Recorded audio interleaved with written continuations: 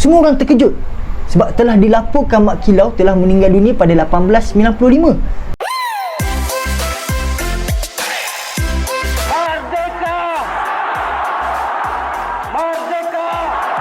Assalamualaikum, selamat datang ke channel saya. Yang belum subscribe, sila subscribe. Hari ini kita masuk kepada tokoh kemerdekaan yang kedua. Siapa sini orang Pahang?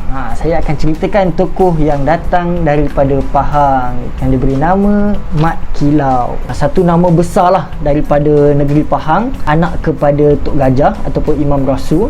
Beliau ni anak kelahiran kampung Pulau Tawar, Jerantut, Pahang, yang mana penjajahan British di tanah Pahang ni menyebabkan Mat Kilau dan ayahnya Tok Gajah dan beberapa pahlawan lain, Datuk Bahaman, menentanglah British sebab dia mengganggu pemerintahan Pahang, mengambil hasil cukai dan lain-lain. Jadi banyak siri peperangan yang berlaku sekitar tahun 1890 sampailah 1895, yang mana Mat Kilau ni bukan setakat berlaku perlawanan dengan British, berlaku juga peperangan dengan Siam, bukan setakat di Pahang tapi di Kelantan, di Terengganu. Waktu Mat Kilau datang ke Terengganu lah, Mat Kilau berkenalan dengan Susu Galuh, keturunan baginda Rasulullah SAW, iaitu Tok Palu. Kalau nak kenal Tok Palu ni, boleh tengok video saya dekat ML Studio. Saya pernah cerita pasal kewalian dan ketokohan Tok Palu ni.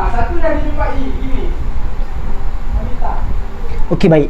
Mat Kilau ni, beliau ni seorang guru silat, seorang yang power silat, dan peperangan dengan British ni pun berlaku dengan sangat sengit, dan akhirnya beliau dilaporkan oleh kolonial pegawai British pada tahun 1895 beliau telah meninggal dunia. Apa yang mengejutkan, pada tahun 1969 ada seorang lelaki tua yang orang kenal dia sebagai Mak Siam. Lepas sembahyang Jumaat, dia naik dekat mimbar dan dia buat satu pengumuman penting. Dia baca surah Al-Fatihah, surah Al-Baqarah ayat 1 sampai 5. Kemudian beliau membuat satu pengumuman penting. Beliau adalah Mat Kilau. Semua orang terkejut sebab telah dilaporkan Mat Kilau telah meninggal dunia pada 1895. Tapi pada tahun 1969, dah kira lebih 70 tahun lepas itu, tiba-tiba ada seorang lelaki tua yang mengaku beliau adalah Mat Kilau. Berita ni sangat mengejutkan orang sampai mendapat perhatian kerajaan pusat dan kerajaan negeri. Menteri Besar Pahang ketika itu, Tan Sri Haji Yahya bin Mohamad, buat satu jawatan kuasa untuk menyiasat munculnya seorang lelaki yang bernama Mat Kilau. Okey, baik. Jawatan kuasa ni ada 6 orang yang dalamnya terdapat pakar-pakar sejarah. Prof Kokai Kim pun ada. Kalau betul Mat Kilau ni masih hidup, macam mana pula dengan laporan kolonial British yang beliau telah meninggal dunia pada 1895? Okey, Mat Siam atau seorang lelaki yang mengaku sebagai Mat Kilau ni, beliau cakap pada waktu tersebut beliau tengah lawan dengan askar Siam. Kemudian beliau dipukul sampai pingsan, ingat telah meninggal dunia. Lalu jenazah atau mayatnya diserahkan kepada Sultan Kelantan. Padahal time tu Mat Kilau pingsan je. Waktu ada dengan Sultan Kelantan tu, Mat Kilau mula sedarkan diri. Menyedari hakikat itu, Sultan Kelantan tukarkan mayat Mat Kilau tadi dengan batang pisang. Jadi majlis pengebumian Mat Kilau menggunakan batang pisang lah, dan Mat Kilau tetap hidup. Mat Kilau ni, sebabkan beliau masih hidup, beliau berjanji dengan kawan-kawan buat satu sumpah yang beliau tak akan heboh dekat siapa-siapa pun.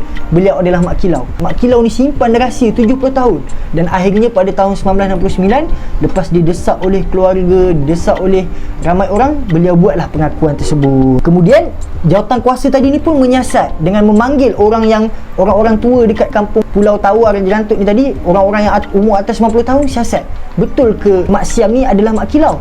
Kemudian dipanggil 3 orang yang dikatakan pernah berjuang bersama Mat Kilau, iaitu Mat Saman bin Sulaiman yang ketika itu sudah berusia 152 tahun. Kemudian yang kedua, Raja Ibrahim ataupun panggil sebagai Pak Yim, berusia 120 tahun. Yang ketiga adalah Mek Munah yang telah berusia 97 tahun. 3 orang ni dikatakan pernah berjuang bersama-sama dengan Mat Kilau dulu. Lalu bila disiasat, betul. Kemudian pada badan Mat Siam ni tadi adanya tanda-tanda peluru. Beliau pernah berjuang lawan British. Dan akhirnya pada tahun 1970, jawatan kuasa tersebut telah mengisytiharkan bahawa Mat Siam adalah sebenarnya memang betul-betul adalah Mat Kilau. Walau bagaimanapun, saya tertinggal tadi. Waktu jawatan kuasa ni ditubuhkan oleh Menteri Besar Pahang, beberapa hari lepas tu Mak Siam ni atau Mak Kilau ni, dia jadi macam datang satu penyakit yang pelik. Dia tak boleh nak bercakap, orang lain faham.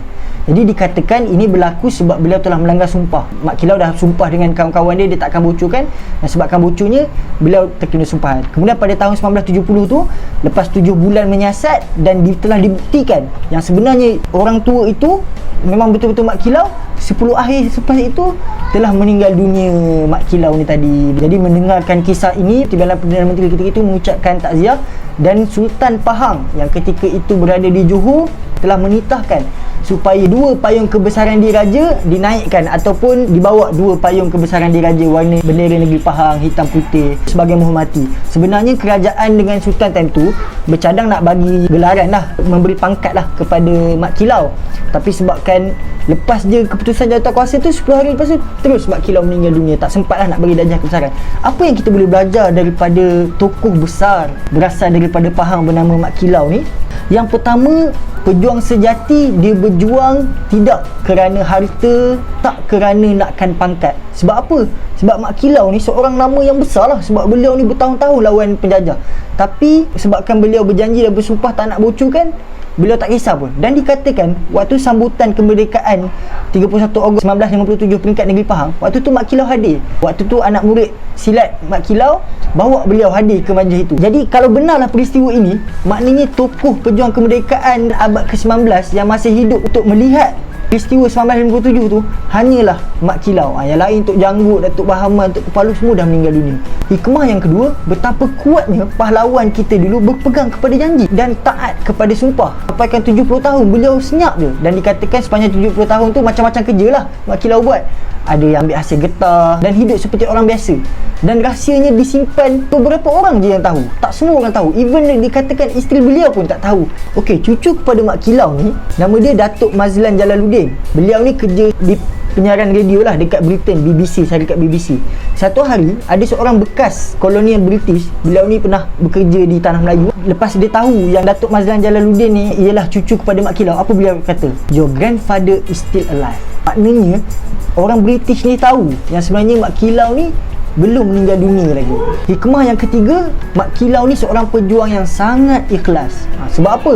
Sebab lepas mengumumkan yang beliau ialah Mak Kilau, banyak orang datang bagi sumbangan, bagi duit, bagi macam-macam, tapi beliau tolak. Padahal beliau ni seorang nama yang besar lah, lawan British, perang. Jadi sama-samalah kita ladani seorang yang ada bekal agama dalam diri, yang tak nak tengok tanah air dijajah.